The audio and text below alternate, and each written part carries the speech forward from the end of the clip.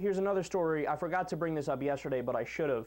This is from the same GQ interview that Phil from Duck Dynasty made those horrible, horrible anti-gay comments. He said, quote, "I never, with my eyes, saw the mistreatment of any black person," talking about back during the Jim Crow days. "Not once. Where we lived was all farmers. The blacks worked for the farmers. I hoed cotton with them. I'm with the blacks because we're white trash. We're going across the field. They're singing and happy. I never heard one of them, one black person say, 'I'll tell you what, these doggone white people.' Not a word. Pre-entitlement, pre-welfare, you say, were they happy? They were godly. They were happy. No one was singing the blues." So because Phil from Duck Dynasty, a white man, thought that black people were happy under Jim Crow in the South, therefore they were happy and they were godly and it was a better time.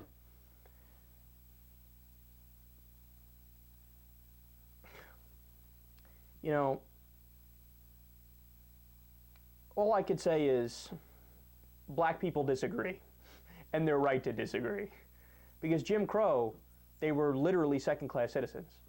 And there's this little thing that went on all the time called lynchings. There used to be public gatherings. People don't know that about lynchings. People don't think about it, but there are pictures. There's it's historical record. There's pictures of it. It's crazy to look back at it. It's like a fucking horror movie right in front of your eyes, where there's like white families, taking pictures next to the dead body of a black person hanging from a tree. It was like everybody got together on a Saturday or a Sunday and watched the lynching. I kid you not. And he's saying, oh, it was better, but better for blacks during the Jim Crow days. Man, that gets under my skin.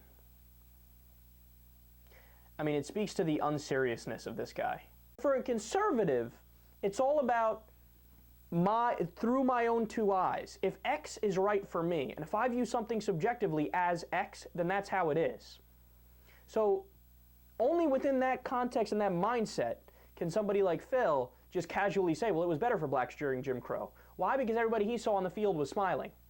Well, maybe, Phil, they were smiling because, you're viewed as the enemy and they just saw their nephew get, hung the other week. So they don't want to, suffer the same fate. So they're like, I better not speak out. I better pretend like everything's all great in this scenario.